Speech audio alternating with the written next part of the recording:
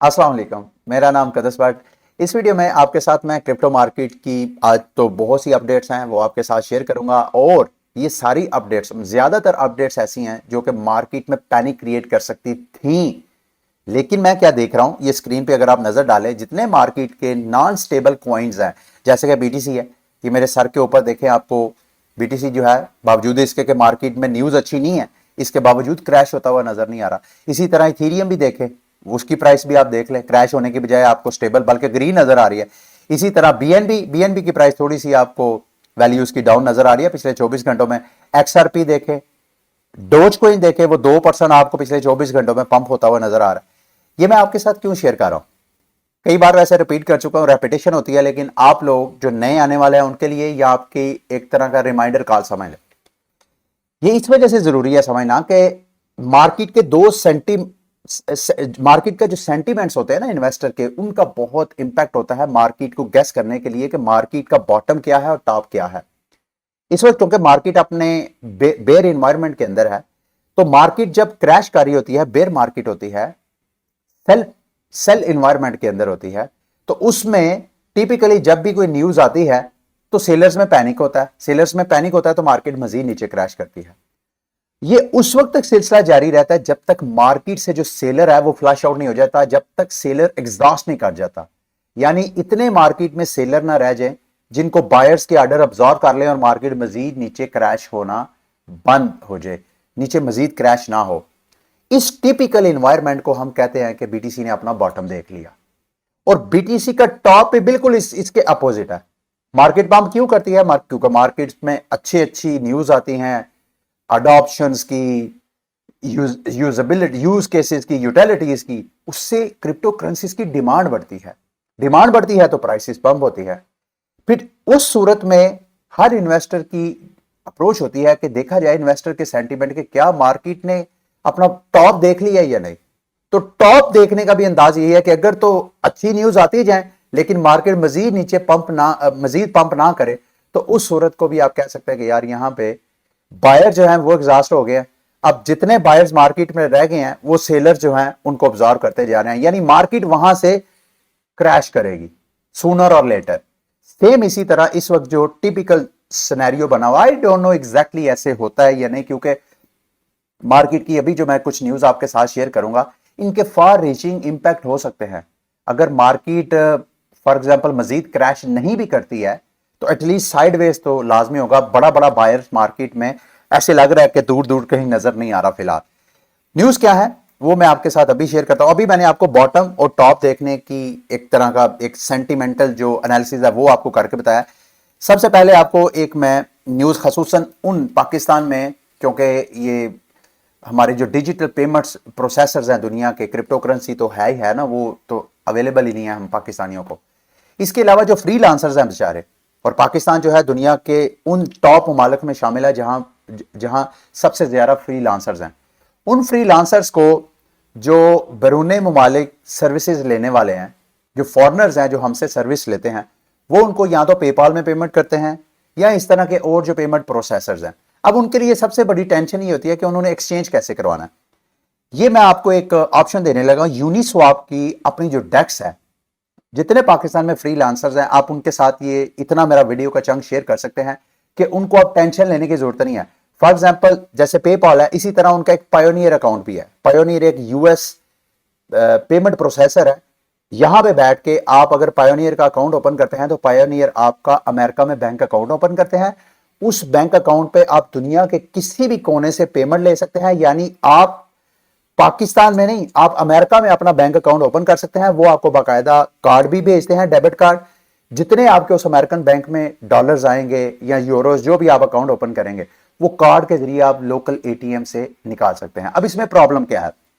Freelancer काम करते हैं, अगर वो पायोनियर से बैंक के जरिए पेमेंट करवाएंगे, मतलब विड्रा करवाएंगे, तो इस वक्त पाकिस्तान चूंकि मसनूई डॉलर रेट के ऊपर चल रहा है, सरकारी रेट जो 223-225 के करीब है, जबकि जो गैर सरकारी रेट है वो $250 तक पहुंचा हुआ है।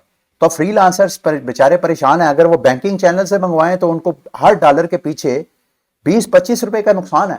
तो उनके लिए ये ऑप्शन है, उन फ्रीलांसर्स के लिए जो बचना चाहते हैं इससे, उसका तरीकाकार क्या है वो मैं आपको बताना चाहता हूं। सबसे पहले तो आप अपने पायोनियर में सारे फंड्स लें, उस पायोनियर के कार्ड के जरिए आपने ये यहां पे यूनिस्वैप के इधर एक्सचेंज में आना है, यहां से आपने क्रिप्टो बाय करना है। इधर आप यूनिस्वैप ऑन करें और उसके बाद यूनिस्वैप के साथ आप अपना ट्रस्ट वॉलेट कनेक्ट करें। मेटामास्क अपना ट्रस्ट वॉलेट भी वैसे शायद पता नहीं इसकी सपोर्ट में है या नहीं, लेकिन आप मेटामास्क इसके साथ कनेक्ट करें और बाय क्रिप्टो पे क्लिक करें। जब आप बाय क्रिप्टो पे क्लिक करेंगे, पाकिस्तान में रहते हुए वो कह रहा है कि आपके रीजन में बाय की ऑप्शन नहीं है, क्योंकि आपका पायोनियर यूएस अकाउंट है। तो आप किसी भी प्रॉक्सी वेबसाइट पे जाके यूनिस्वैप को ओपन करें, वहां पे अपना मेटामास्क कनेक्ट करें अमेरिकन आईपी के साथ, और वो जो आपका अमेरिकन पायोनियर कार्ड है उसके जरिए बराह रास्त आप क्रिप्टो बाय करें। वो क्रिप्टो आ जाएगा आपके मेटामास्क के अंदर। फिर यहां से आप लोकल जो एक्सचेंजेस हैं P2P के जरिए, आप वहां पे डॉलर बजाय इसके कि आप 230 220 से लेके 225 में बेचे, आप 240 से लेके 250 की रेंज में आप इस तरह ज्यादा से ज्यादा बेनिफिट उठा सकते हैं। और आप राह रास्त अगर क्रिप्टो होल्ड भी करना चाहें तो आप कर सकते हैं। अच्छा जी, अगली बड़ी न्यूज, मैं इसको पता नहीं बैड कहूंगा या नहीं, ये रे यूसुफ है। टैक्सफुल एक peer to peer exchange service है। जैसे आप बाइनांस और इस तरह की एक्सचेंजेस पे यूजर्स एक दूसरे को क्रिप्टो बाय और सेल करते हैं ना, इसी तरह टैक्सफुल भी एक पीयर टू पीयर एक्सचेंज है। वो कि मैं इसको यूज नहीं करता, लेकिन जो यूजर्स करते हैं उनको इसका पता होगा ये कैसे काम करता है। इन्होंने अभी रिसेंटली अनाउंसमेंट की है, रे यूसुफ के जो टैक्सफुल के सीईओ हैं, उन्होंने क्या अनाउंसमेंट किया वो बड़ी इंटरेस्टिंग है। इन्होंने इथीरियम को, मतलब आपने जो मार्केट प्लेस है जहां पे टैक्सफुल के यूजर्स एक दूसरे को क्रिप्टो करेंसीज देते और लेते रहे हैं, वहां से इन्होंने इथीरियम को रिमूव कर दिया है। जो इन्होंने बातें की हैं वो बड़ी इंटरेस्टिंग है, वो मैं आपके साथ शेयर करता हूं। वो कहते हैं जी मैंने इस वजह से, हियर इज अ रीजन, मैंने क्यों इथीरियम को रिमूव किया टैक्सफुल के मार्केट प्लेस से। नंबर वन, वो कहते हैं जी कि इथीरियम चूंकि प्रूफ ऑफ वर्क से प्रूफ ऑफ स्टेक पे शिफ्ट हो गया, तो उनकी नजर में हर वो क्रिप्टो करेंसी जो कि प्रूफ ऑफ वर्क बेस है वही रियल क्रिप्टो करेंसी है। जो cryptocurrency proof of stake बन जाती है उनकी नजर में वो रियल और ऑनेस्ट मनी नहीं रहती है। ठीक है। दूसरी उनकी वजह जी, इथीरियम अब डिसेंट्रलाइज भी नहीं है। क्यों? क्योंकि इसकी इथीरियम की, आपको पता है इथीरियम फाउंडेशन के पास, जब इथीरियम ने अपना आईसीओ किया था तो इथीरियम टोकन इथीरियम फाउंडेशन के पास बहुत ज्यादा पड़े हुआ है। इसके अलावा जो अर्ली इन्वेस्टर्स हैं उनके पास इथीरियम बहुत ज्यादा पड़ा हुआ है। तो चूंकि अब ये प्रूफ ऑफ स्टेक में चला गया, तो जिसके पास ज्यादा टोकन उतना ही जो नेटवर्क का स्टेक है उसके पास है, उतना ही वो नेटवर्क के ऊपर इन्फ्लुएंस हो सकता है। तो इथीरियम डिसेंट्रलाइज नहीं है इस वजह से। और तीसरी वजह इन्होंने कहा जी Ethereum had some utility use cases, जब बारोइंग और लैंडिंग प्लेटफॉर्म इसके यानी इथीरियम की ब्लॉकचेन के ऊपर पूरा एक इकोसिस्टम डेवलप था, बारोइंग यानी DeFi tokens, gaming tokens, NFTs. उसने कहा अब इस बेयर मार्केट में यह चीज साबित हुई है कि ये वाले जो जितने प्रोजेक्ट्स है ये सारे के सारे स्कैम और फ्रॉड करते रहे हैं। डीफाई आपके सामने है सारा, ये जो बैंकक्रप्ट होते रहे हैं, लोगों के बिलियंस ऑफ डॉलर गए हैं। तो ये 2-3 इल्जामात लगा के उन्होंने इथीरियम को किक आउट कर दिया है। अब इसका इथीरियम के ऊपर क्या इंपैक्ट होगा आई डोंट नो, क्योंकि इथीरियम की अडॉप्शन के हवाले से, बल्कि मैं इस वीडियो में आज मजीद थोड़ी वजाहत भी करूंगा। कल मैंने शायद आप नहीं परसों आपके साथ शेयर किया था कि वीजा ने अब वीजा इथीरियम की ब्लॉकचेन की तरफ देख रहा है। क्यों देख रहा है, उसका क्या इंपैक्ट होगा इथीरियम की प्राइस के ऊपर, वो मैं लास्ट में जाके आपके साथ शेयर करूंगा। अच्छा जी, आज की अगली बड़ी न्यूज, सैम बैकमैन-फ्रीड बहामा से अब निकल के बाकायदा एफबीआई की हिरासत में हैं और अब वो अमेरिका आ रहे हैं और शायद आज जो है अमेरिकी टाइम के मुताबिक वो वहां अदालत भी पेश किए जाएंगे। अब इसमें इंटरेस्टिंग चीजें क्या हैं, इनके जो एग्जेक्टिव्स थे जिनमें Caroline Ellison, Gary Wang, they have pleaded guilty. Pleaded guilty का मतलब यह है कि उन्होंने अदालत में जो उनके ऊपर इल्जामात लगे थे क्राइम्स के, उनको बाकायदा उन्होंने मान लिया कि हाँ ठीक है हमसे ये गलती हुई जी, हमसे ये जुर्म हुआ जी, हमसे ये। तो उसका नुकसान क्या होगा।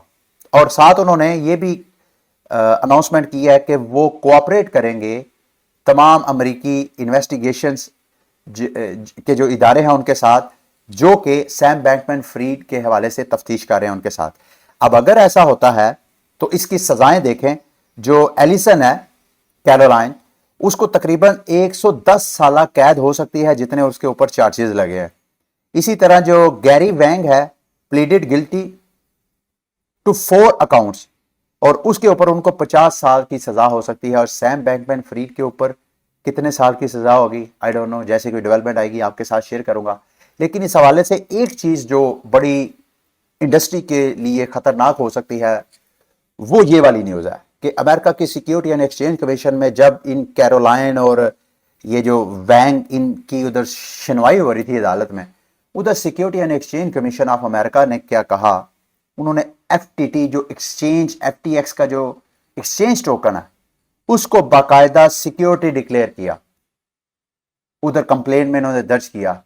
अब ये अमेरिका की सिक्योरिटी एंड एक्सचेंज कमीशन की नजर में अगर एफटीएक्स के एक्सचेंज का टोकन सिक्योरिटी है, तो इनकी नजर में तो फिर जितने भी एक्सचेंजेस के टोकन्स है, इवन बाइनांस का बीएनबी, वो भी सिक्योरिटी है। तो ये एक तरह का बड़ा अलार्मिंग मैसेज है पूरी इंडस्ट्री, पूरी मार्केट के लिए।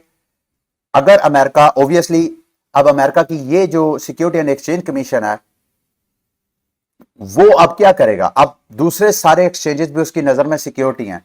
अब अमेरिका में कोई बंदा भी, मतलब बाइनांस यूएस जो है, जो कि बाइनांस की सिस्टर फर्म है अमेरिका के अंदर, जो अमेरिकी शहरियों को सर्विस दे रही है, वो अब बीएनबी टोकन उसी वक्त उनको सेल करेंगे अगर वो सिक्योरिटी एंड एक्सचेंज कमीशन से बाकायदा एज अ सिक्योरिटी अपने आप को रजिस्टर करवाएंगे। यानी जितने एक्सचेंज टोकन्स हैं, अब वो अमेरिकी शहरी जो है वो होल्ड नहीं कर सकते अनटिल अनलेस वो एक्सचेंजेस अपने टोकन्स को बाकायदा सिक्योरिटी एंड एक्सचेंज कमीशन में रजिस्टर ना करवाएं एज अ सिक्योरिटी। ये मेरी नजर में बहुत फार रीचिंग इंपैक्ट वाली न्यूज थी, जिसके बावजूद मार्केट में कोई पैनिक नहीं नजर आया। बल्कि अगर आप बीएनबी की प्राइस में थोड़ा सा प्रेशर था, ये देखें यहां पे बीएन की प्राइस में थोड़ा सा प्रेशर है, लेकिन बावजूद इसके कि इतनी ये फार रीचिंग इंपैक्ट वाली, ये दूररस नताइज वाली ये खबर है, लेकिन इसका इंपैक्ट नहीं नजर आया। लेकिन बहरहाल आइंदा आपने इसको ज़हन में रखना है कि ये जो अनवाइंड होंगे, ये जो डेवलपमेंट्स हो रही हैं, आने वाले वक्तों में मजीद इनमें क्लैरिटी आएगी, मजीद इनकी जो इम्पैक्ट है वो आपको मार्केट में नजर आएगा। अच्छा जी, अगली बड़ी न्यूज, बिटकॉइन माइनर अमेरिका का समझा जाता है कि शायद अगर मैं गलत नहीं हूं तो सबसे बड़ा जो एक माइनिंग फर्म थी कोर साइंटिफिक, उन्होंने भी चैप्टर 11 फाइल कर दिया है। अगेन क्यों किया? क्योंकि आपको पता है कि बिजली की जो कीमतें हैं वो बढ़ रही हैं ओवर द टाइम, और साथ बीटीसी की प्राइस जो प्रोडक्शन प्राइस है उससे भी नीचे ट्रेड हो रही है, तो उसके नीचे या उसके बिल्कुल पास ट्रेड हो रही है। तो इस सूरत में माइनिंग फर्म का, उनकी फैसिलिटीज का के ऊपर बहुत प्रेशर था, क्योंकि ये जो जितनी बड़ी बड़ी माइनिंग फर्म्स हैं, इन्होंने भी अपना सारा जो बिजनेस चलाया होता है वो भी सारा डेट सिस्टम होता है। माइनिंग मशीनें इन्होंने उधार पे ली होती हैं कि भाई यहां से माइन करके उन कंपनी इसको उधार हर माह वो पे करते जाएंगे। अब मसला ये है कि वो जितनी माइनिंग हो रही है उससे जितनी अर्निंग हो रही है, वो अर्निंग ही कास्ट से नीचे होगी, तो वो कैसे करेंगे? तो ये जो है माइनिंग फैसिलिटी जो है वो बैंकरप्ट हो गई, अब बैंकरप्सी फाइल कर रही है। ये है किसकी? ये है डैरन फिनस्टीन। इनके बारे में मैंने शायद आपके साथ पहले भी शेयर किया था। इनकी मैंने ये 8 मिनट का क्लिप ये वॉच किया था, अभी मैं वीडियो की डिस्क्रिप्शन में आपके साथ शेयर कर दूंगा, हिस्ट्री ऑफ अकाउंटिंग के ऊपर, और बिटकॉइन क्यों दुनिया को रेवोल्यूशनाइज कर सकता है, और क्यों हमें बिटकॉइन को गोल्ड की निस्बत बिटकॉइन को ज्यादा सिक्योर इन्वेस्टमेंट समझना चाहिए। उसके ऊपर ये 8 मिनट का क्लिप है। मैं चाहता हूं आपने ये क्लिप लाजमी देखना है, वीडियो की डिस्क्रिप्शन में आपको दे दूंगा, ताकि आपको पता चले कि बिटकॉइन टेक्निकली भी आपको समझ आए कि क्यों लोग बिलियंस ऑफ डॉलर की इन्वेस्टमेंट बिटकॉइन में कर रहे हैं और आइंदा भी मजीद करेंगे। क्यों इसमें इतना पोटेंशियल है, क्यों ये 11 ट्रिलियन के एसेट वाली मार्केट, यानी गोल्ड के पीछे लोगों की जो टोटल सरमायाकारी है वो 11,000 अरब डॉलर की है, और बीटीसी की मेरा ख्याल है 1,000 अरब डॉलर से ऊपर गई थी जब बीटीसी ने अपना ऑल टाइम हाई बनाया था 69,000 डॉलर। तो अगर ये मार्केट दोबारा रिकवरी करती है तो बीटीसी की, अगर ये मार्केट में एक नैरेटिव पॉपुलर हो जाता है कि बीटीसी जो है वो गोल्ड को रिप्लेस करेगा, तो आप इमेजिन करें वो 11 अरब डॉलर अगर सारे का सारा इधर नहीं भी आता, उसमें कोई 4-5 हजार अरब डॉलर भी इधर आ जाए तो बीटीसी की प्राइस आपको कहां लाखों डॉलर आपको नजर आएगी। तो ये मैं चाहता हूं आप ये वीडियो लाजमी वॉच करें, इससे आपको अच्छी खासी एजुकेशन मिलेगी बिटकॉइन के हवाले से। अगली न्यूज है कैलिफोर्निया स्टेट की जो रेगुलेटर्स हैं उन्होंने, जो कि department of financial protection and innovation, उन्होंने क्रिप्टो लैंडिंग प्लेटफॉर्म है माइक कांस्टेंट, उनको हुक्मनामा जारी किया है कि आप ये जो लैंडिंग सर्विसेज दे रहे हैं इसको फिलफोर बंद करें। क्यों? क्योंकि मैं आपको ऑलरेडी फ्रैक्शनल रिजर्व बैंकिंग के मॉडल को बता चुका हूं। ये वाला वो मॉडल है जिस वजह से आपको सेल्सियस, जिस वजह से आपको जितने DeFi प्रोग्राम्स हैं वो सारे आपको क्रैश होते हुए नजर आए। क्योंकि क्रिप्टो मार्केट क्या ओवरऑल इन्वेस्टमेंट मार्केट में ये एक बैड प्रैक्टिस है। होना तो ये चाहिए कि जितने आपके पास डिपॉजिट्स हैं, if you are a bank, जितने आपके पास डिपॉजिट हैं उनमें से कुछ परसेंटेज आप लैंड आउट कर सकते हैं, कुछ परसेंटेज को बाकी रखना चाहिए ताकि जिन्होंने डिपॉजिट किया है अगर उनको जरूरत पड़ जाए तो विड्रा कर सके। लेकिन ऐसे नहीं हो रहा। फ्रैक्शनल रिजर्व बैंकिंग हो क्या रहा है कि बैंक के पास अगर 1 लाख रुपया है तो 1 करोड़ रुपया वो लैंड आउट कर रहा है। तो सेम यही मॉडल जो है वो क्रिप्टो मार्केट के अंदर भी था, जिस वजह से मार्केट क्रैश हुई और मार्केट सारे डोमिनो इफेक्ट की वजह से सारे प्रोजेक्ट जो हैं वो क्रैश कर रहे हैं। तो इस वजह से जो रेगुलेटर्स हैं अब वो लैंडर्स के पीछे हैं, इस वजह से पीछे। बिल्कुल सही है, मैं तो कहता हूं ये बिल्कुल सही है क्रिप्टो मार्केट के लिए, जितने लिए लैंडिंग प्लेटफॉर्म है इनको ये मेक श्योर करना चाहिए पहले वो प्रूफ ऑफ रिजर्व दे और प्रूफ ऑफ लाइबिलिटीज भी बताएं। ये खसूसन ये एक्सचेंजेस तो खैर वो बताएंगे नहीं बताएंगे वो तो आई डोंट नो, लेकिन जो लैंडिंग प्लेटफॉर्म है उनके लिए तो मस्ट होना चाहिए। रेगुलेटर्स को ये मस्ट करना चाहिए कि कोई भी जो बारविंग लैंडिंग प्लेटफॉर्म है वो अपने आप को रजिस्टर करवाए और अपने प्रूफ ऑफ रिजर्व और लाइबिलिटीज को ऑन चेन रखे, ताकि कोई भी बंदा चाहे तो जहां पर बारो या लैंड करना चाहे वो बाकायदा उनके रिजर्व और उनके जितने एसेट्स हैं, नेट एसेट्स वगैरह उनको दे के तो फिर वहां पे बारविंग लैंडिंग प्लेटफॉर्म को यूज करे। अच्छा जी, अगली न्यूज इंडिया की तरफ से है। इंडिया के जो रिजर्व बैंक ऑफ इंडिया है उनके गवर्नर का मानना यह है कि हमें, बावजूद इसके कि आपको पता है इसी माह के स्टार्ट में इंडिया ने भी अपना CBDC का पायलट प्रोजेक्ट जो है वो स्टार्ट कर दिया और इंडिया जो है G20 की सदारत भी इंडिया के पास चले गई है, जो कि अगले साल नवंबर 2023 तक उनके पास रहेगी। इस दौरान जो गवर्नर है रिजर्व बैंक ऑफ इंडिया, उनका मानना यह है कि क्रिप्टो करेंसी को रेगुलेट नहीं करना चाहिए बल्कि इसको बैन करना चाहिए। बैन क्यों करना चाहिए? उनकी नजर में अगला जो फाइनेंशियल क्राइसिस आएगा सारी दुनिया की इकोनॉमीज को, वो इस क्रिप्टो करेंसी और इस इंडस्ट्री और इस मार्केट की वजह से आएगा।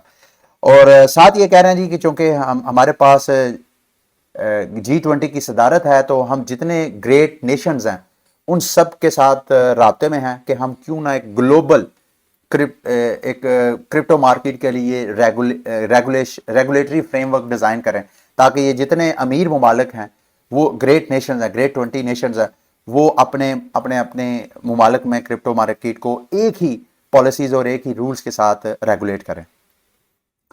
अच्छा जी, कनाडा की जो एक सूबा है Canadian western province British Columbia, उन्होंने 1.5 साल के लिए क्रिप्टो करेंसीज की माइनिंग के ऊपर, बिटकॉइन की माइनिंग के ऊपर पाबंदी लगा दी है। जो तवानाई की मिनिस्टर हैं उनका मानना यह है जी क्रिप्टो करेंसी की जो माइनिंग है वो बिजली बहुत ज्यादा यूज करती है और 24/7 पूरा साल ये मुसलसल बिजली जो है वो कंज्यूम करती हैं और बदले में कोई जॉब्स वगैरह लोकल इकोनॉमी को ऑफर नहीं करवाती है। उनकी जो सूबाई हुकूमत है उनका मानना यह है कि वही बिजली अगर वो दूसरी इंडस्ट्रीज को ऑफर करवाएं तो उससे उनकी इकोनॉमी को ज्यादा हेल्प होगी बनिस्बत इसके कि वो माइनिंग को वो फैसिलिटेट करें, वहां पे वो बिजली अपनी जो है जाया करे। अच्छा जी, रिपल ने पार्टनरशिप की है मनीग्राम के साथ ताकि रिपल का जो मेन मोटिव था रिपल क्रिप्टो करेंसी को लॉन्च करने का वो यही था कि जितने रवायती फाइनेंशियल सेटअप है, जो स्ट्रक्चर है, उसको वो क्रिप्टो और ब्लॉकचेन टेक्नोलॉजी पर शिफ्ट कर दें।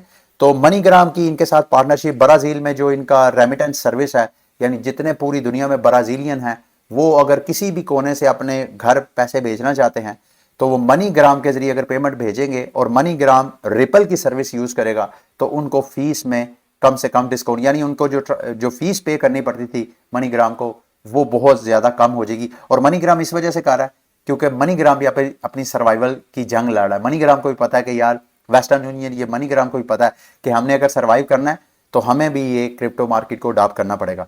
और मनीग्राम ने पिछले दिनों कॉन्ट्रैक्ट किया था एक एक्सचेंज के साथ, जिसमें उनके 14,000 से ज़्यादा जो रिटेल मर्चेंट ऑफिस हैं वहाँ पे उन्होंने बिटकॉइन को अपने जितने भी यूजर्स थे मनीग्राम के, उनको बराह रास्त कहा था कि वो बिटकॉइन उनके जरिए बाय कर सकते हैं। लास्ट में एक दो न्यूज़ मैंने आपके साथ शेयर करनी है। अगर आप ट्विटर के ऊपर है, आपने बीटीसी और इथेरियम की प्राइस देखनी है, तो बजाय इसके कि आप ट्विटर को स्विच करके दूसरे किसी प्लेटफॉर्म पे जाएं, यहीं पे आप सर्च इंजन पे आके अगर यहाँ पे बीटीसी इथेरियम प्राइस लिखेंगे तो ट्विटर क्या करेगा, आपको इथेरियम की प्राइस का चार्ट ओपन कर देगा। यहाँ पे आप, जो कि इन्होंने एम्बेड किया है ट्रेडिंग व्यू के साथ, आप रोबनहुड एप्लीकेशन के को यूज करते हुए इन्होंने, यानी आप ट्विटर के प्लेटफॉर्म के ऊपर रहते हुए बीटीसी और इथेरियम की प्राइसेस वगैरह चेक कर सकते हैं।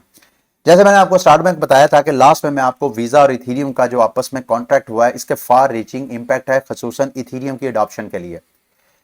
अच्छा, अब नॉर्मली वीजा और इथेरियम की, अभी वीजा की जो इथेरियम के ऊपर नजर है वो क्यों है, देखें।